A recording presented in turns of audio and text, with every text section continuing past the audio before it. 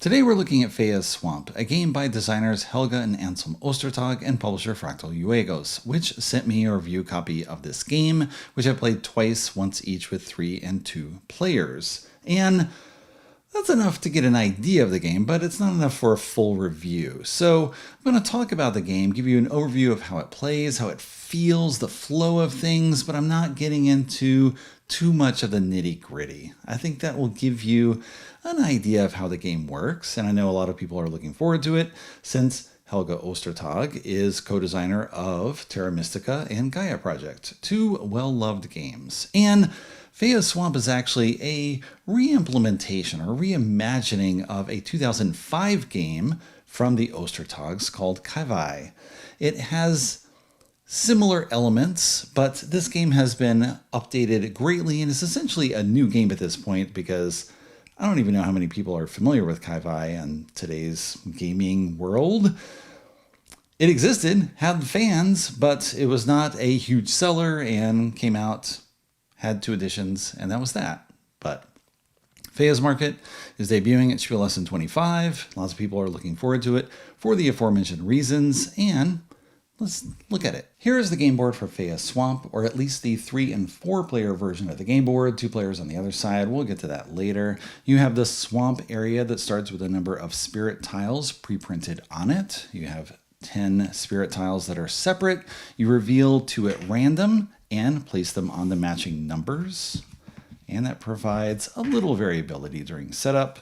4 more tiles go up here, 4 go on the side for another use. To complete setup, each player is going to place 3 settlement tiles. You must place adjacent to an island. You must place next to 3 different islands, but you can go where someone else is gone. That's okay.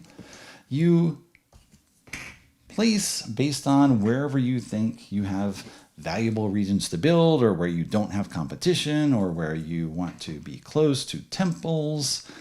You are going to have different scoring cards in the game that will affect where you want to build and what you want to do. You cannot place so that 2 islands are combined, so this is off limits. Nothing can be placed here for the remainder of the game. But once you get set up, you now begin. The game lasts 4 rounds. There's an income phase at the beginning of each round that's pretty minor, maintenance phase that's minor at the end, and the action phase in the middle where you do lots of stuff. And the focus is on the swamp because this is one of the prime point scoring areas of the game. At the end of the game, you look at each island and you score points equal to the number of your settlements on that island multiplied by the number of spirit tiles. So right now, blue gets 1 point and no one else gets any points here. Red gets 2 points. Blue and yellow get 2 points each. So as the game progresses, you want to build up your settlements around valuable islands. Blue now gets 4 points. It now gets 6. You have spirit tiles, 1 that can be placed each round from an action. So now blue would get 9 points. Okay. There are 4 other tiles, 1 each round that is placed by whoever takes the last action in a round. So there's opportunities to build up islands to be quite valuable. However, to place settlements on the board, you have to pay 3 coins per spirit space and your building cost, which is going to vary from 1 to 7 depending upon which guide you get. So placing here right now is minimum 13 coins, maximum 19. So it gets very expensive to build more in such locations. It would now cost 17 minimum, but I go from 12 points to 16 points. Is it worth it? Who knows? Depends on the situation. Ideally, you place all your settlements first, then add lots of spirit tiles, but often you can't do that.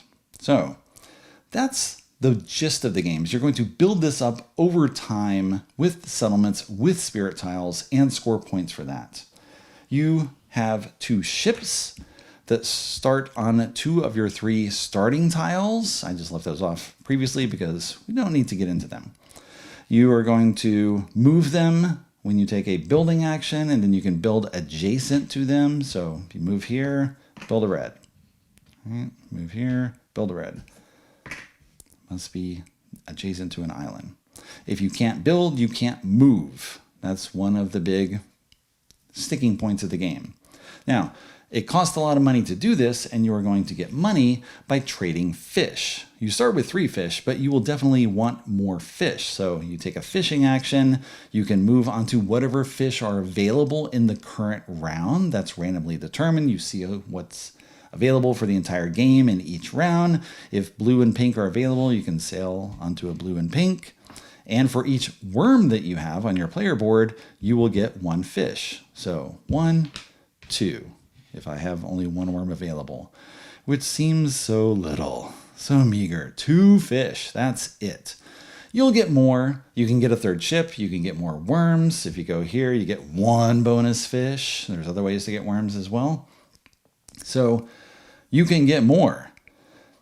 The way to get money to convert them is by taking a trade action. And you sail next to settlements. Let's say we go in here, and the first fish that is placed on an opponent's settlement earns you $4. You get $4 from the bank, not from the opponent.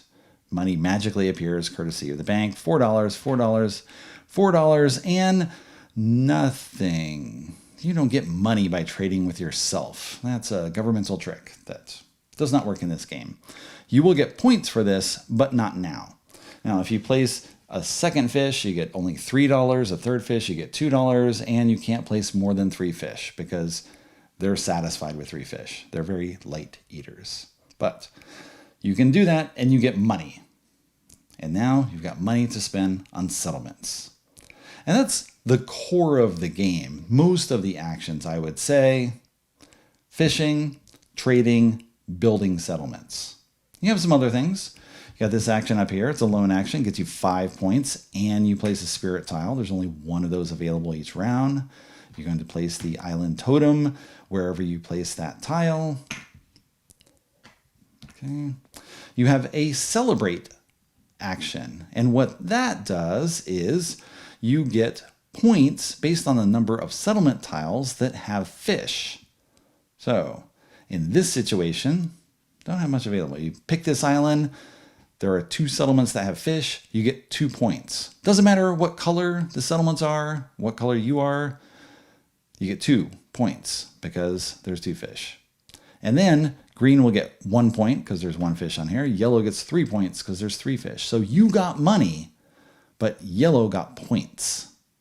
That's a trade-off that you're going to have to make in order to get enough money to do things. Otherwise, why are you bothering playing? Because you're not going to build anything. These are then cleared. And now they can have new fish delivered to them. If you choose the island that has the totem, you get a bonus 3 points. So anyone who chooses this will get 4 points. 3 for this, 1 for that. Red would then get 1. Seems like you should choose this island. Unless you are green or yellow. Because you will get more than anyone else. Okay. You have a sailing modifier. Each time you take one of these sailing actions to fish or trade or build, you are going to sail up to the distance that shows on your guide and your sailing modifier, which starts at nothing. So if you want to travel a lot over the board, up your sailing modifier. Doesn't seem like much, but we'll get to it. You also have this action over here where you can travel to the temples that are around the perimeter of the board. So if you sail into one of the 3 spaces adjacent to a temple, then you get the topmost temple tile. You can take only 1 tile from each temple. There's as many as the number of players, and the points drop as you go through the stack. So you want to get there as soon as possible. Maybe you get a bonus as well. There's fish. There's also mana gems, the 3rd resource in the game, aside from money and fish. Mana gems don't do much, but they let you take actions where otherwise you could not. This has 4 spaces available, so up to 4 people, 4 tokens can be placed there to take actions, but to go here, you have to spend a mana gem. To go here, you spend 2 mana gems, and once you do that, no one else can fish. So limited number of actions available with mana gems letting you go in these spots. Okay. You start with 3 workers, you start with 2 ships, you can get more over time, you can spend mana gems to get a neutral worker, good for that round. You place them once, they go away, that's it. You can trade in a worker for a mana gem. Maybe you need a mana gem to take an action desperately. Now, you get some points for choosing these actions. 5 points for that, 3 for that, 2 for that, and so on. You're going to score points for the islands, but this is only part of the scoring. A lot of what is going to drive you are other cards that provide a lot of variability in the game. You have 8 race cards, as in things that you race to do. You're going to have 3 at random from these 8. And they give you other opportunities to score. So if this card is in play and you were the first player to have 5 settlement tiles on one island, you mark it and you score 15 points immediately. In a 4-player game, the next player will score only 10, and then 7 and 5. In a 2-player game, it's 15 and 7. So it's a big differential between the two.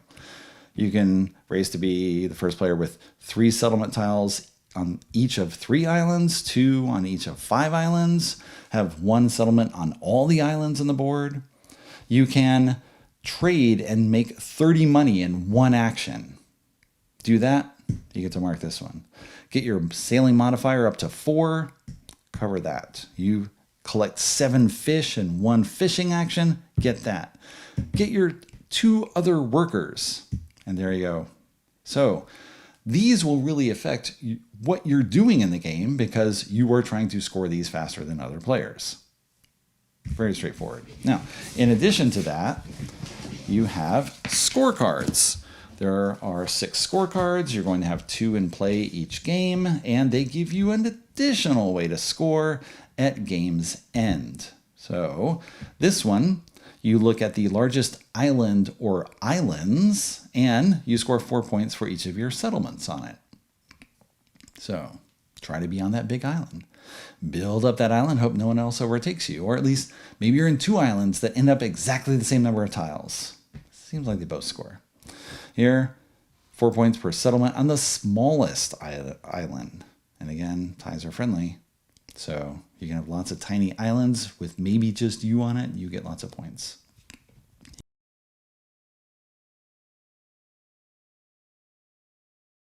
Or at least are tied for the most.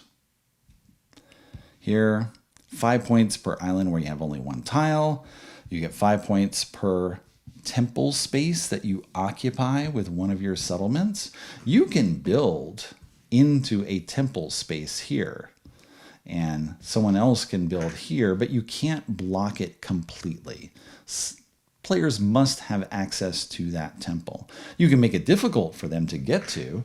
You can build out here and build out here, and then there's another island over here that someone else builds out of.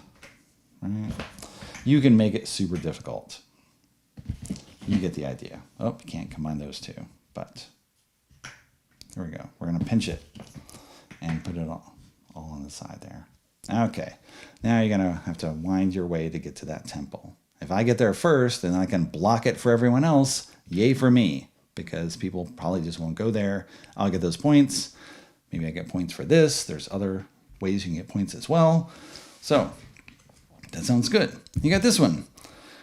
You get the number of settlement tiles that you have in your largest connected group, and you square that. So get 6 tiles together, 36 points. 7, 49 points.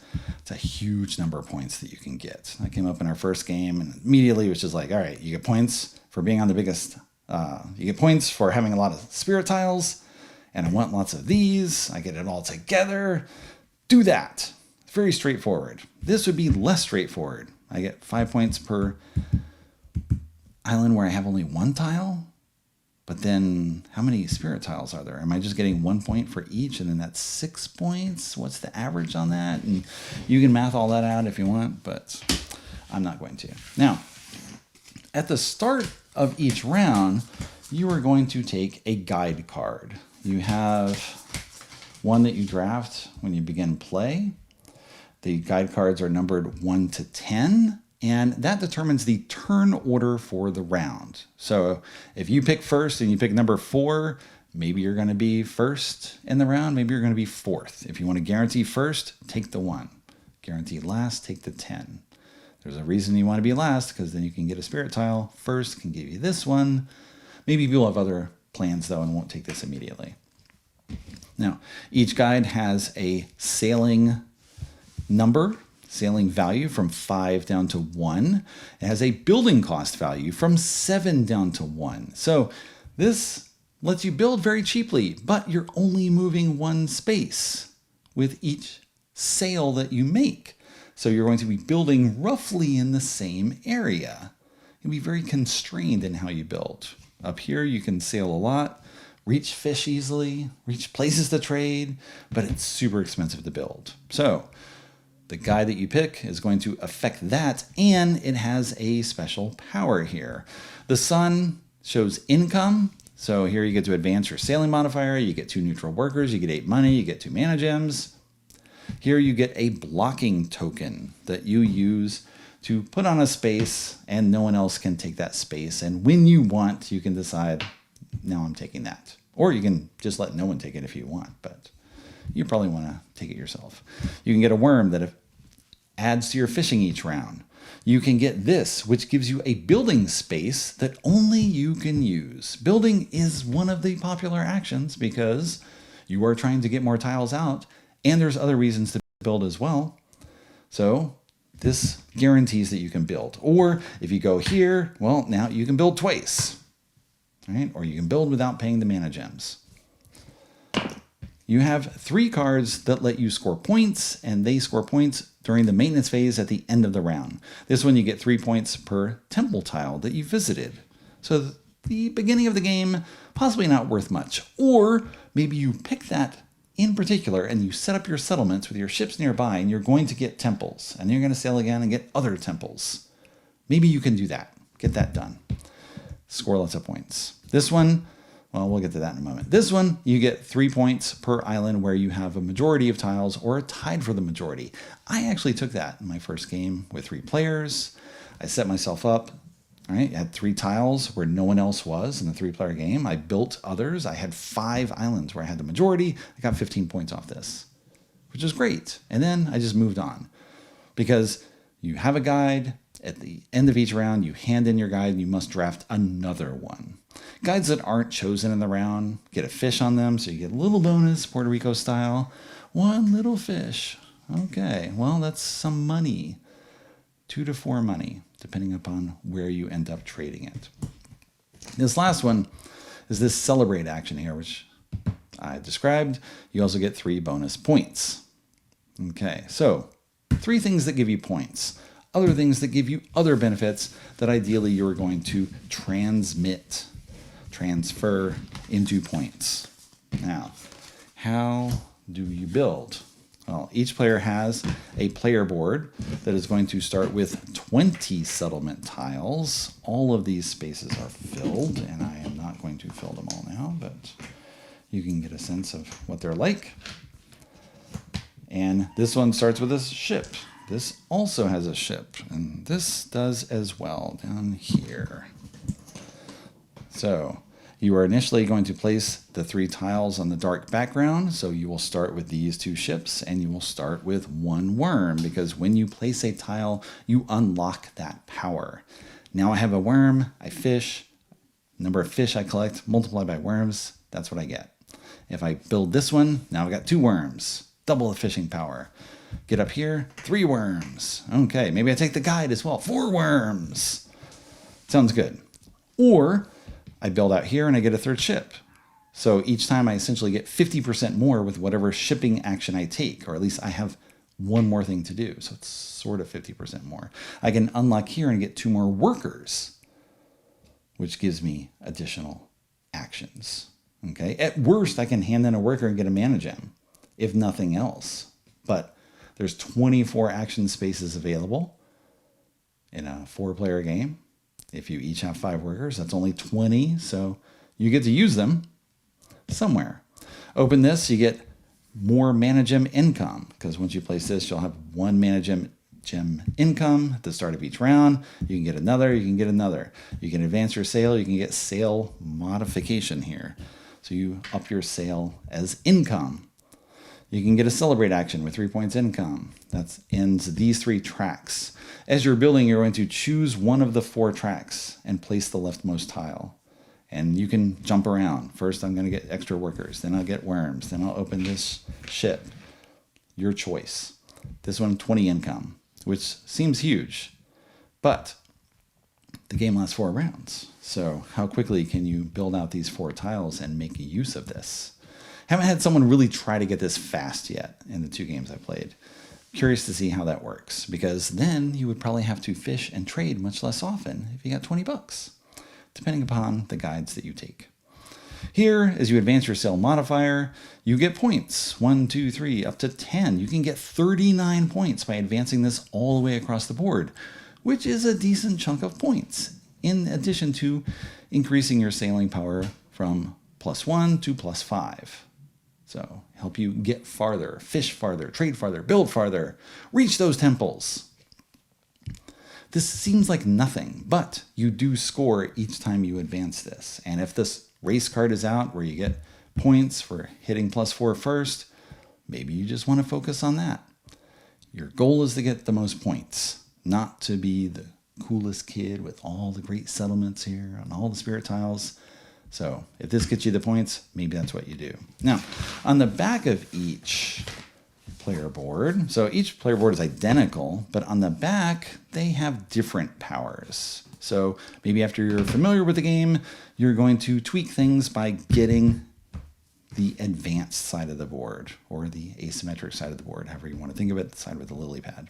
The yellow, for example, has lots of question marks because you have 5 tiles, and when you build the settlement at one of the question marks, you get to decide what the bonus is. Do you want mana gem income? Do you want your 3rd ship? You decide what you're going to get at that time. Seems interesting. I'm not quite sure how that works because I don't know. Haven't played. I'm not sure. With the green one, you get more mana gems, right? More income, income, income, income. You get it quicker and more often than on the regular board. So, okay. What are you going to do with the mana gems? Spend for extra actions, or buy neutral workers, or they're worth points at game's end. Maybe just sit on them. With the blue clan, you have 3 extra workers that you can get instead of 2. That's your benefit. 1 extra worker. Do with it what you will. Okay. The red modify, the asymmetric board, doesn't seem that different from this. You flip it over, and it's the same. Right? If you look at the non-modified board, those line up.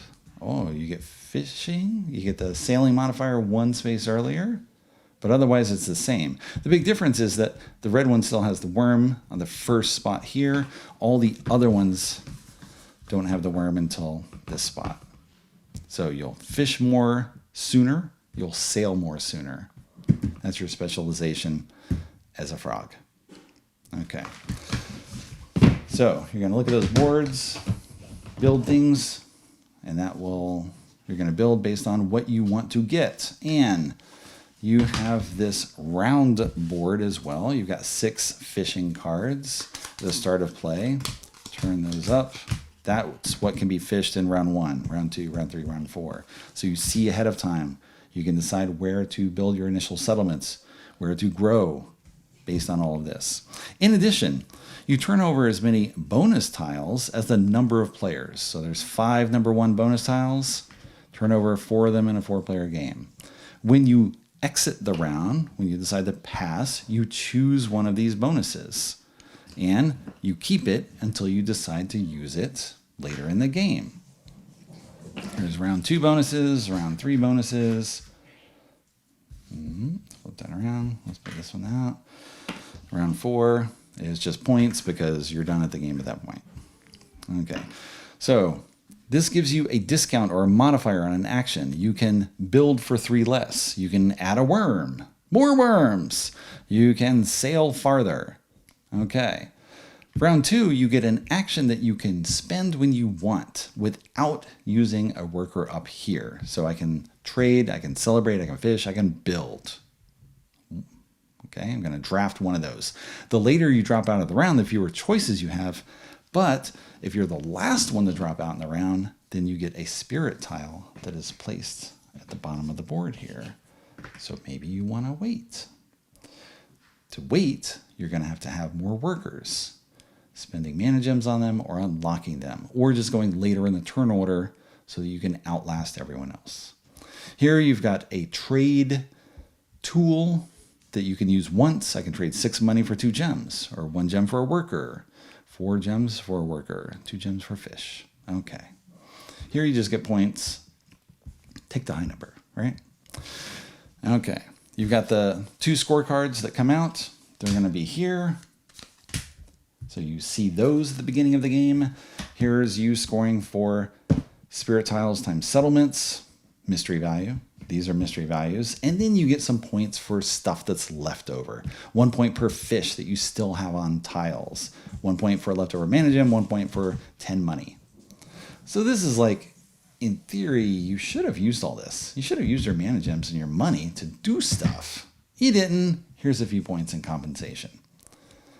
The big points from here, from these cards, from the race cards, and from the guides. And I should mention the temples as well. The points range from 7 down to 3 for some of these.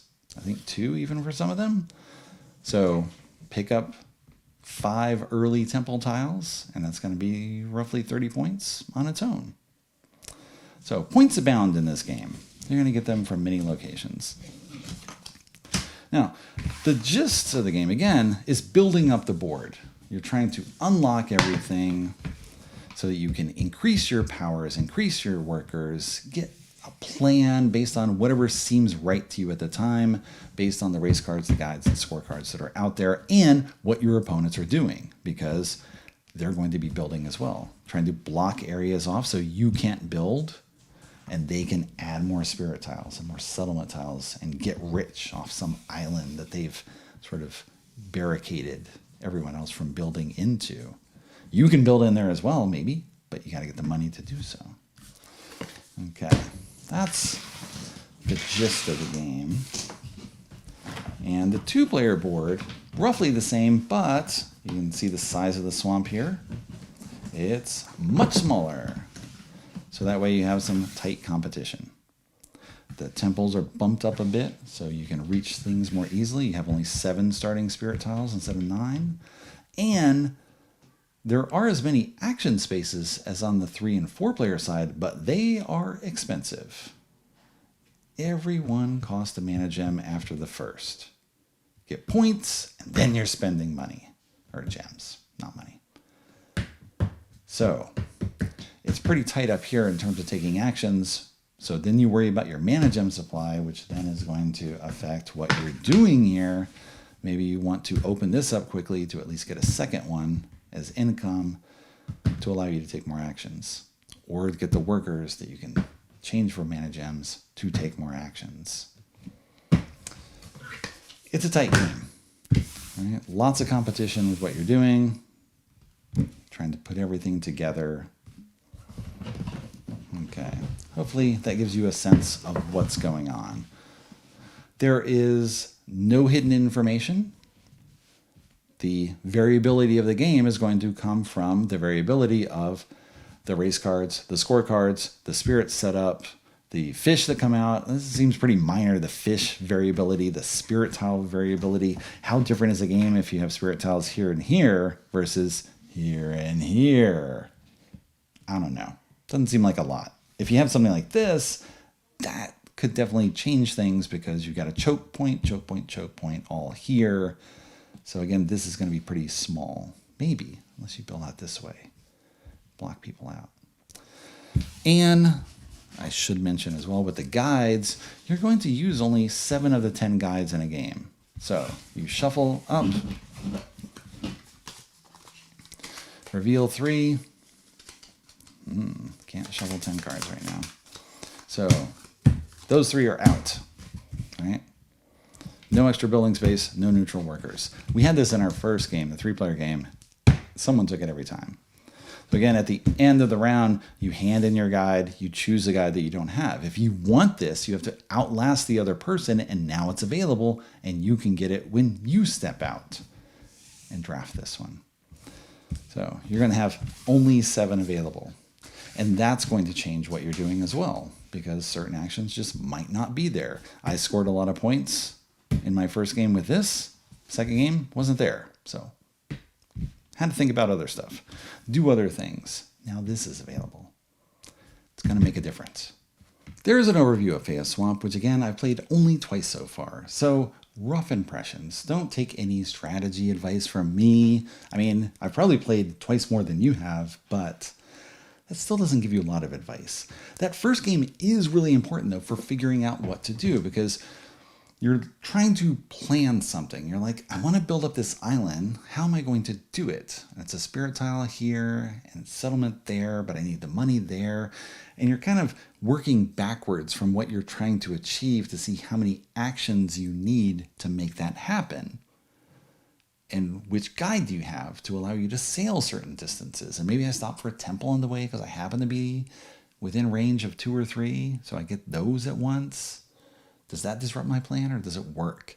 You play once and then you get a sense of the flow of the game, and you'll probably do better the second time you play because you've integrated that a little bit.